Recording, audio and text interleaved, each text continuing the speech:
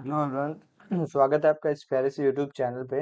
मेरा नाम है शौर और आज के हमारे इस वीडियो में हम बात करने वाले हैं हमारे बीएससी नर्सिंग के 6 सेम का जो चाइल्ड हेल्थ नर्सिंग है उसका मतलब कि 2025 का ये एग्जाम पेपर है। उसको हम लोग सॉल्व करेंगे और किस तरीके से आपका पैटर्न रहेगा, क्या है क्वेश्चन पेपर, तो उसके बारे में हम बात करेंगे। ठीक है, तो ये हमारा देखें तो आपका जो पेपर है वो आपका अप्रैल 2025 में इसका एग्जाम हो चुका है। ठीक है, और जो पेपर है वो आपका 75 मार्क्स का आता है और 3 घंटे का ये पेपर होता है। ठीक है, अब इसमें क्या है तो आपका CHN पार्ट 1 और 2 मतलब कि जो 5th सेमेस्टर में पढ़ाया जाता है और 6th सेमेस्टर में दोनों ही एक साथ इसका एग्जाम होता है। ठीक है, अब जो पेपर पैटर्न है उसके बारे में हम बात करें तो आपके पहले जो क्वेश्चंस होते हैं, क्वेश्चन नंबर 1 और 2, वो दोनों 15 मार्क्स के होते हैं और दोनों को मिलाकर आपके 30 मार्क्स हो जाते हैं। ठीक है, अब इसके बाद से तीसरा क्वेश्चन स्टार्ट होता है जिसमें हम देखें तो आपके ये 5 नंबर के होते हैं और ये 25 क्वेश्चन कुछ होते हैं, मतलब 25 मार्क्स के कुछ क्वेश्चन होते हैं 5-5 नंबर के। ठीक है, अब चौथे क्वेश्चन की बात करें तो 2-2 मार्क्स के ये चार मतलब कि क्वेश्चंस होते हैं, 8 मार्क्स हो जाता है, जिसमें हम देखें तो आपके 2-2 मार्क्स के मतलब कि छोटे छोटे से क्वेश्चन होते हैं। ठीक है, और लास्टली हमारे पास 5वां नंबर क्वेश्चन होता है जो कि 12 MCQs होते हैं और 1 बाई 1 एक-एक मार्क्स के होते हैं। ठीक है, तो पहले हम लोग बात करेंगे हमारे क्वेश्चन नंबर 1 की, जिसमें हम लोग अगर देखें तो हमारा जो क्वेश्चन नंबर 1 है इसमें हम क्या करेंगे तो इसमें आपके मतलब कि देखा जाए तो लॉन्ग क्वेश्चन है और ये 3 पार्ट्स में डिवाइडेड है। ठीक है, 3 पार्ट्स में डिवाइडेड है और तीनों ही क्वेश्चंस को अगर देखें हम तो आपके कुछ ऐसे दिए हुए हैं, जैसे कि अगर 1 सेकेंड, तो अगर आप देखो तो पहला जो क्वेश्चन है नेफ्रोटिक सिंड्रोम से है। ठीक है, नेफ्रोटिक सिंड्रोम के बारे में बताना है और इसके जो टाइप्स हैं उसके बारे में बताना है, ये 5 नंबर के लिए। ठीक है, दूसरा इसमें दिया हुआ है कि जो इसके क्लिनिकल फीचर्स हैं, डायग्नोसिस क्या होता है और इसके साथ साथ जो इसके ट्रीटमेंट्स होते हैं उसके बारे में बताना है नेफ्रोटिक सिंड्रोम के 5 नंबर के लिए। ठीक है, तीसरा इसमें क्या दिया हुआ है तो इसके नर्सिंग मैनेजमेंट के बारे में बताना है कि चाइल्ड का नर्सिंग मैनेजमेंट क्या होगा अगर वो उसको नेफ्रोटिक सिंड्रोम हो, ये भी हमारा 5 नंबर के लिए बताना है। ठीक है, इस पे जो आपके मतलब कि CHN के जो कॉपीज होती हैं उसमें आपके नर्सिंग जो मैनेजमेंट है वो बहुत ज्यादा इंपॉर्टेंट होता है, उसके बारे में हम लोग इसमें बात करेंगे। अगर आपको चाहिए तो मैं 20 ऐसे कॉमन से मतलब कि नर्सिंग मैनेजमेंट बता दूंगा जो कि आपके एग्जाम पॉइंट ऑफ व्यू से बहुत ज्यादा इंपॉर्टेंट होगा और हर एक क्वेश्चन में आप ऐड कर सकते हो। ठीक है, दूसरा क्वेश्चन यहाँ पे स्टार्ट होता है। दूसरा क्वेश्चन क्या है तो एक 32 वीक का एक मतलब कि देखा जाए तो इन्फेंट है, जो कि हम देखें तो उसको मतलब कि जो भी म्यूकेनियम सॉरी म्यूकेनियम जो आपका मतलब कि स्ट्रेन होता है, एमनाइकल मतलब कि एमनोइटिक जो आपके फ्लूइड्स होती हैं और वो ब्रीथ नहीं कर पा रहा है पुअर, उसका देखे तो मसल का ऐसे टोन है, तो उस केस में हम लोग को इसमें क्या करना होगा तो जो आपका नियोनेटल रिसस्टिटेशन है वो करना होगा। 2 मार्क्स के लिए आपको डेफिनेशन बताना है। ठीक है, और इसके साथ हम देखें तो स्टेप्स क्या होंगे नियोनेटल रिसस्टिटेशन के। ठीक है, और कैसे हम लोग केयर कर सकते हैं उस चाइल्ड का रिसस्टिटेट करके। ठीक है, तो ये आपके देखा जाए तो स्टेप्स आपको 8 मार्क्स में बताने हैं और जो आपका केयर है वो आपको 5 मार्क्स में बताने हैं। ठीक है, तो ये इस तरीके से है। अब वही आपका तीसरा क्वेश्चन है, तो तीसरा 2-2 मार्क्स के क्वेश्चन है, तो उसको हम लोग अगर देखें तो प्ले थेरेपी के बारे में बताना है। दूसरा जो है आपका ट्रेक्यो ओइसोफेगल जो फिस्टूला है उसके बारे में। तीसरा जो क्वेश्चन है हमारे इनिशियल देखा जाए तो इनिशियल जो आपके मतलब कि न्यूबॉर्न केयर है उसके बारे में। तीसरा चौथा की बात करें तो आपके जो भी मतलब कि क्लब फुट है उसके टाइप्स के बारे में, और पांचवा जो है आपका क्लब फुट के बारे में बताना है। ठीक है, अब वैसे ही आपके 2-2 मार्क्स के हैं तो इसको हम लोग डायरेक्ट इसके डेफिनेशन को देखेंगे। ठीक है, तो हम लोग यहाँ से स्टार्ट कर रहे हैं हमारा फर्स्ट क्वेश्चन जिस जो कि हमारा नेफ्रोटिक सिंड्रोम है। ठीक है, तो फर्स्ट का ए हम पहले देखेंगे, नेफ्रोटिक सिंड्रोम के टाइप्स के बारे में बात करेंगे। ठीक है, और इसके ये जो है आपका 5 नंबर के लिए, तो ये नेफ्रोटिक सिंड्रोम होता क्या है तो क्लिनिकल अगर मतलब कि डायग्नोसिस किया जाए तो ये आपका देखा जाए तो ग्लोमुलर जो मेम्ब्रेन है उसका मतलब कि इंक्रीज हो जाता है परमिएबिलिटी। ठीक है, और जो कि लीड करता है एक्सेसिव इसमें प्रोटीन का लॉस हो जाता है आपके यूरिन में, प्रोटीन्यूरिया बोलते हैं। ठीक है, और इसकी वजह से क्या होता है तो हाइपर एल्बुमिनिया हो जाता है। ठीक है, साथ ही में एडिमा हो सकती है और इसके साथ साथ देखें तो आपके हाइपर मतलब कि देखा जाए तो लिपिडीमिया हो सकती है। ठीक है, अब इसके डायग्नोसिस की बात करें, डायग्नोस्टिक इवैल्यूएशन की, तो एक्सेसिव आपको प्रोटीन यूरिया देखने को मिलेगा। ठीक है, यूरिन के अंदर प्रोटीन का लेवल, हाइपो एल्बुमिनिया देखने को मिलेगा, ज्यादा आपको एल्बुमिन का लेवल देखने को मिलेगा। ठीक है, इसके साथ साथ जनरलाइज इसमें देखा जाए तो एडिमा देखने को मिलेगा, हाइपर लिपिडीमिया देखने को मिलेगा। ठीक है, आगे हमारे पास इसके टाइप्स हैं। टाइप्स में आपको क्या लिखने हैं, तो मतलब कि कॉलेज के अकॉर्डिंग हमें लिखना है, जिसमें हमारा प्राइमरी अगर देखें तो आपको इसमें दिया हुआ है एडियो, मतलब कि पैथिक आपका है, नेफ्रोटिक सिंड्रोम है, जिसमें आपका मोस्ट कॉमन ये होता है। और इसमें हम देखें तो मिनिमल इसमें चेंजेस देखने को मिलती हैं, ठीक है। दूसरा जो है इसमें क्या है, तो फोकल जो आपके सेगमेंट होती है, जिसमें हम लोग देखें तो ग्लूमुलो मतलब कि स्क्लेरोसिस होता है, ठीक है। और तीसरा हमारे पास इसमें क्या है, तो इसमें मेम्ब्रेनियस मतलब कि नेफ्रोपैथी होती है, ठीक है। अब दूसरा हम इसमें देखें तो आपके सेकेंडरी मतलब कि नेफ्रोटिक सिंड्रोम है, तो इसमें क्या है, अकर होता है अनदर डिजीज, और इसमें अलग अलग एग्जांपल्स के थ्रू आप समझ सकते हो। सिस्टमिक जो लिपिड इरिथ्रोमैटिसिस है, तो इसमें होता है डायबिटीज मेलाइटस में, हेपेटाइटिस बी में, मलेरिया में, एचआईवी में, और हेनोच मतलब कि सेनियन फॉरपरा किससे होता है, ठीक है। अकॉर्डिंग टू मतलब कि स्टेरॉइड रिस्पॉन्स के भी बेसिस पे अलग अलग तरीके के होते हैं, तो वो भी आप देख सकते हो। अब फ्लो चार्ट के फॉर्म में हम देखें तो इसमें क्या होता है, तो ग्लोमुलर अगर देखा जाए तो इसमें डैमेज होता है, ठीक है। इसकी वजह से क्या होता है, तो जो प्रोटीन का लॉस है यूरिन में होने लगता है, हाइपर एल्बुमिनिया होता है। और इसमें हम आगे देखें तो आपके जो भी देखा जाए तो प्लाज्मा जो मतलब कि देखा जाए तो ऑन्कोनेटिक होती है, और प्रेशर, ठीक है। और जनरलाइज इसमें एडिमा हो जाती है, ठीक है। अब इसमें हमारा बी नंबर स्टार्ट होता है। अब इसमें क्या करना है, तो क्लिनिकल फीचर्स, ठीक है, जो भी डायग्नोसिस है और इसके जो ट्रीटमेंट है नेफ्रोटिक सिंड्रोम के, उसके बारे में हमें बताना है, ठीक है। तो पहले हम लोग क्लिनिकल फीचर्स के बारे में बात करें तो एडिमा होती है, ठीक है। तो इसमें पफिनेस देखने को मिलती है आपके फेस के ऊपर, ठीक है। इसके साथ साथ देखें तो पेरी ऑर्बिटल आपको एडिमा देखने को मिलती है, पेडल एडिमा देखने को मिलती है, जनरलाइज एडिमा देखने को मिलती है, साइड्स देखने को मिलती है, और इसके साथ देखें तो स्क्रोटल मतलब कि लेबल एडिमा देखने को मिलता है, ठीक है। यूटेराइन चेंज में आपको देखने को क्या मिलता है, तो फ्रोस्टी यूरिन देखने को मिलता है, डिक्रीज यूरिन आउटपुट देखने को मिलता है, प्रोटीन यूरिया देखने को मिलता है, ठीक है। अब आगे हम देखें तो जनरल सिम्टम्स है।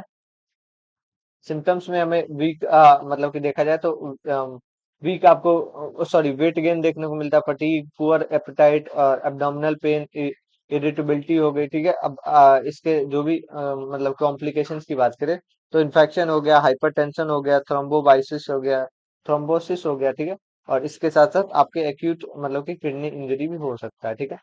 आगे हमारे पास डायग्नोसिस मतलब कि दिया हुआ है, जिसमें हम देखें तो आपके यूरिन की एग्जामिनेशन हम करते हैं, जिसमें हम प्रोटीन और यूरिन प्रोटीन और इसके साथ साथ माइक्रोस्कोपी करते हैं, ठीक है।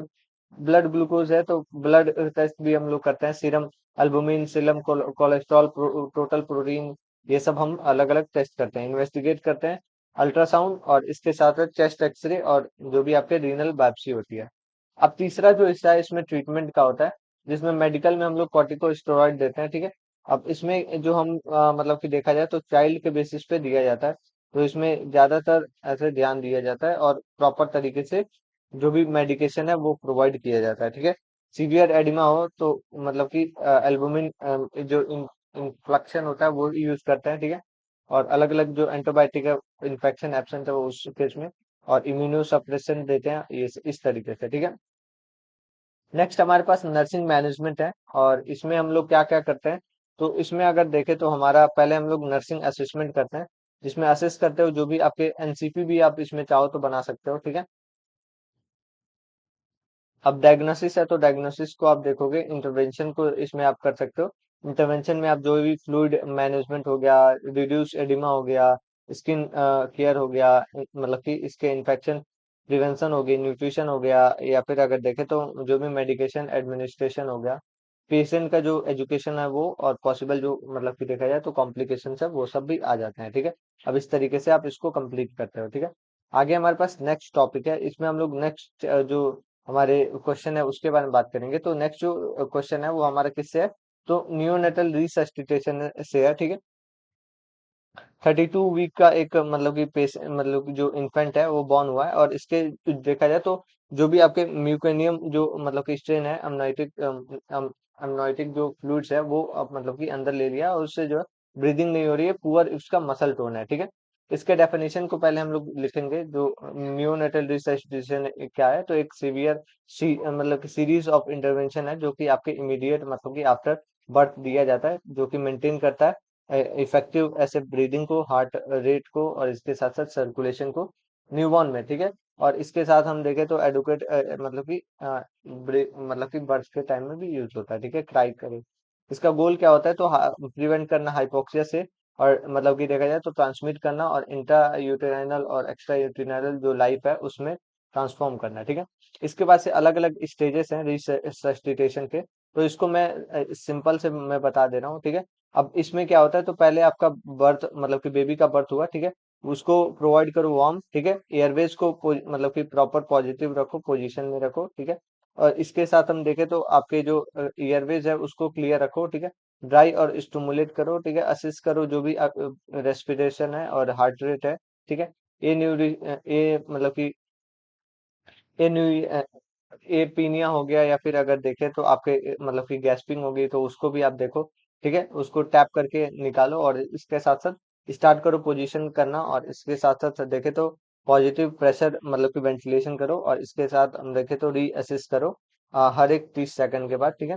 और इसमें हम देखें तो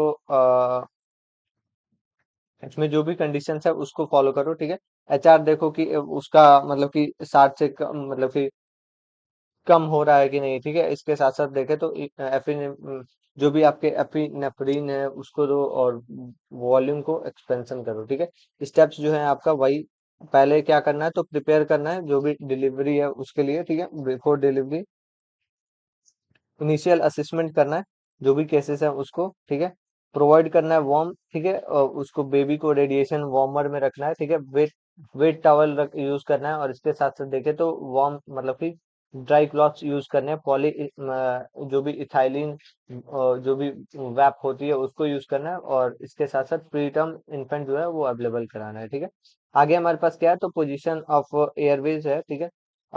सही पोजीशन में मतलब कि स्टेफन जो आपका पोजीशन है वो हेड को थोड़ा एलिवेट और इस तरीके से ले डाउन करना है, ताकि जो सर्कुलेशन है वो प्रॉपर बेबी के अंदर बना रहे, ठीक है।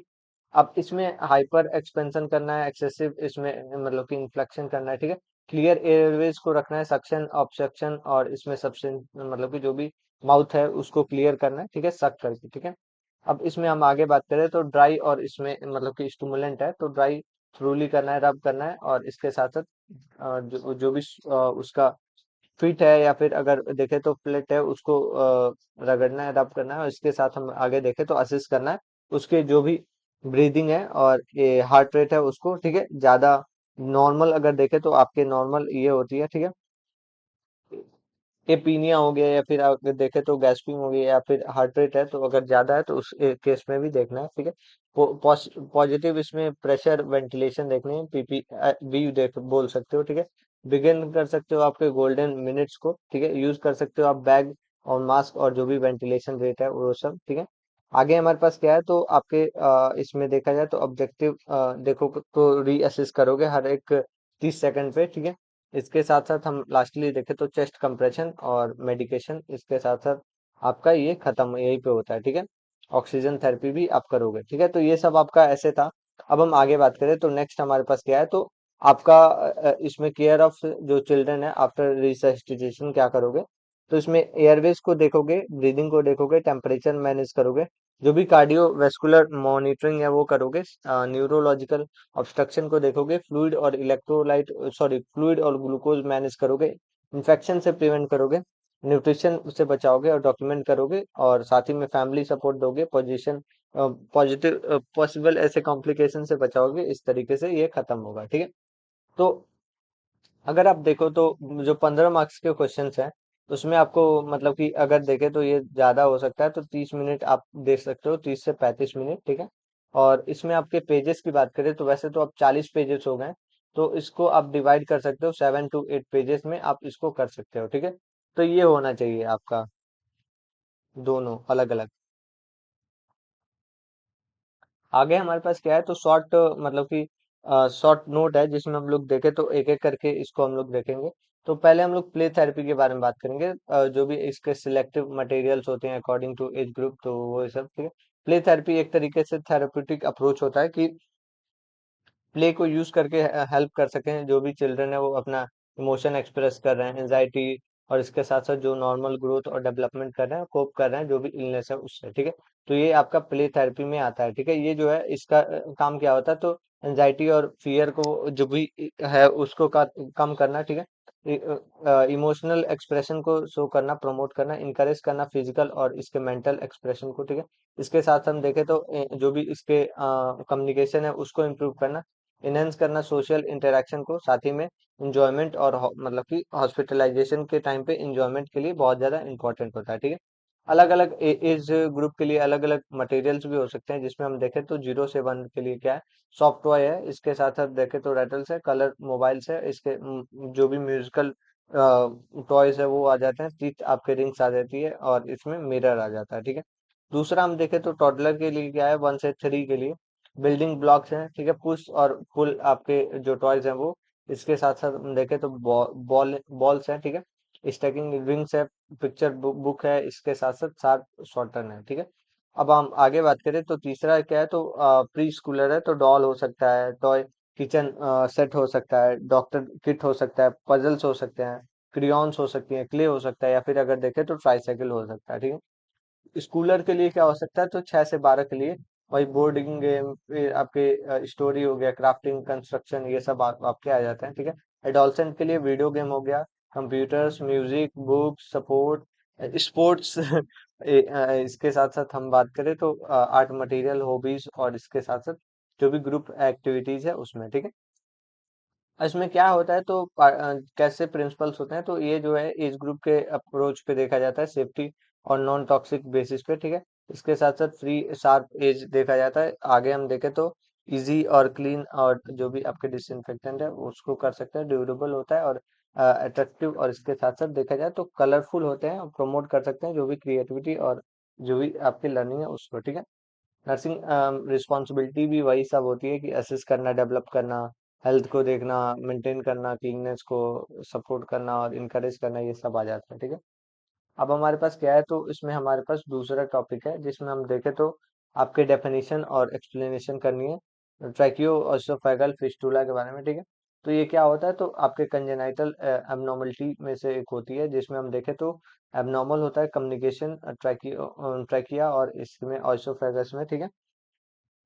ये एसोसिएटेड होता है ओइसोफेगल आपके, मतलब कि देखा जाए तो एट्रियस से, ठीक है, ईटी, ई ए। अब इसमें क्या होता है, तो ओसोफेगल एट्रियाज देखा जाए तो विदाउट मतलब टी ई एफ के क्या होता है, तो ये मतलब कि ब्लाइंड अपर लोअर ओसोफेगल सेगमेंट्स होती है, कोई इसमें कनेक्शन नहीं होता ट्रैकिया का, ठीक है। टाइप 2 की हम बात करें तो इसमें क्या होता है, तो ओसोफेगल एट्रियम अपर जो ओसोफेगस है कम्युनिकेशन विद ट्रैकिया होता है, ठीक है। लोअर इसमें जो ओसोफेगस है उसमें आपको ब्लेंडेड देखने को मिलती है, ठीक है। टाइप 3 है, टाइप 4 है, ये सब आप एक बार देख लेना। अब इसमें क्या होता है, तो आप इसमें देखो तो माउथ और ब्लाइंड ऐसे ओइसोफेगस होता है, ठीक है। अब ट्रैकिया जो है लोअर, ये स्टमक, ये सब आप देख पाते। क्लिनिकल फीचर्स में क्या होता है, तो एक्सेसिव इसमें आपको स्लाइवेशन देखने को मिलेगा, फ्रोस्टी इसमें मतलब कि सिक्रीशन देखने को मिलेगा, चॉकिंग, फीडिंग देखने को मिलेगी, कफिंग और साइनोसिस देखने को मिलेगा, रेस्पिरेटरी एब्डोमिनल इसमें डिस्टेंशन देखने को मिलेगा, ठीक है। डायग्नोसिस क्या करोगे, तो फेलुअर इन फीडिंग देखोगे, स्टमक एम्प्टी देखोगे, फिर आपके चेस्ट एब्डोमिनल एक्सरे करोगे। इसके साथ साथ देखे तो कॉन्ट्रास्ट ऐसे देखा जाए तो स्टडी करोगे, इसके साथ साथ ब्रोंकियोस्कोपी करोगे, ठीक है। ट्रीटमेंट पे हम देखें तो आपके बेबी जो है उसको एनपीओ पे रखोगे, ठीक है।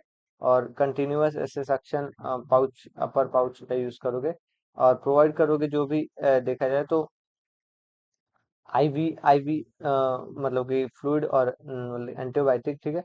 और सर्जिकली उसको रिपेयर करने की कोशिश, ठीक है। नर्सिंग मैनेजमेंट में मेंटेन करना एयरवेज, सेमी कॉलर पोजीशन देखना, कंटिन्यू सक्शन, और ये सब आप इसमें करोगे, ठीक है। सी नंबर की हम बात करें तो इनिशियल न्यूबॉर्न केयर है, तो इसमें आपका न्यूबॉर्न जो केयर है वो सब आ जाता है, जिसमें प्रॉपर तरीके से जो न्यूबॉर्न में क्या क्या कंडीशंस हैं वो सब देखना होता है, ठीक है। इंश्योर करो सर्वाइवल का, ठीक है। ये सब आप एक बार देख लेना।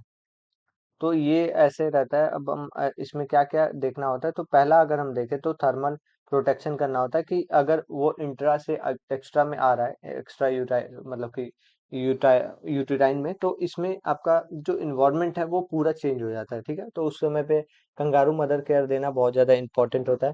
एयरवेज और ब्रीदिंग को देखना होता है, ठीक है। इसमें आप एक चीज़ देखो तो TABC, ठीक है। T फॉर आपका टेम्परेचर, A फॉर आपका एयरवेज, B फॉर ब्रीदिंग और C फॉर आपका सर्कुलेशन, ये चारों देखना होता है, ठीक है। अब कोर इसमें केयर होता है, जिसमें आप प्रॉपर देखो तो स्टेराइल टेक्निक यूज करते हो, पाउडर से ये सब यूज करते हो, अर्ली इनिशिएशन करते हो, ठीक है। और इसके साथ साथ आई केयर करते हो, विटामिन ए एडमिनिस्ट्रेशन करते हो, ठीक है। इम्यूनाइजेशन एट बर्थ करते हो, इसके साथ हम देखें तो इन्फेक्शन प्रिवेंशन करते हो, ठीक है। असिस्ट करते हो न्यू बॉर्न को, और पेशेंट एजुकेशन करते हो प्रॉपर तरीके से। आप इस तरीके से जो भी केयर है वो सब करते हो, ठीक है। आगे हमारे पास डी नंबर है, तो डी नंबर क्या है, तो हमारा मतलब कि देखा जाए तो क्लब फुट है, ठीक है। क्लब फुट क्या होता है, तो ये आपका कंजेनाइटल डिफॉर्मिटी होती है, जिसमें हम देखें तो वन और बोथ जो फीट होता है वो ट्विस्टेड होता है, मतलब कि डाउनवर्ड और अपवर्ड, ठीक है। और इसमें डिफिकल्टी होती है वॉकिंग के टाइम पे, ठीक है। अनट्रीटेड होता है। अलग अलग इसके टाइप्स होते हैं, और इसमें आप एक बार देख लेना ट्रीटमेंट जो है आपका क्या होता है। तो इसमें मतलब कि कंजर्वेटिव होता है, फिर आपके सर्जिकल भी होता है, नर्सिंग मैनेजमेंट करते हैं, इस तरीके से हम इसको यूज करते हैं, ठीक है। आगे हमारे पास ई नंबर है, तो ई नंबर में हम देखें तो सेरिब्रल इसमें पैलेसी है। तो ये आपका परमानेंट डिसऑर्डर होता है, मतलब कि देखा जाए तो पोजीशन और मतलब कि जो भी आपके नॉन जो भी आपके देखा जाए तो डैमेज जो प्रोग्रेसिव इसमें डैमेज हुआ रहता है डेवलपिंग ब्रेन का ड्यूरिंग और आफ्टर, और जो भी शॉर्टेज ऑफ बर्थ के टाइम पे तो वो हो जाता है। प्री मेच्योर में हम देखें तो आपके मेटरनल इन्फेक्शन की वजह से हो सकता है, रूबेला या टॉर्च, और प्री मेच्योर भी हो सकता है, या फिर आपके कंजेनाइटल माल फॉर्मेशन से हो सकता है, ठीक है।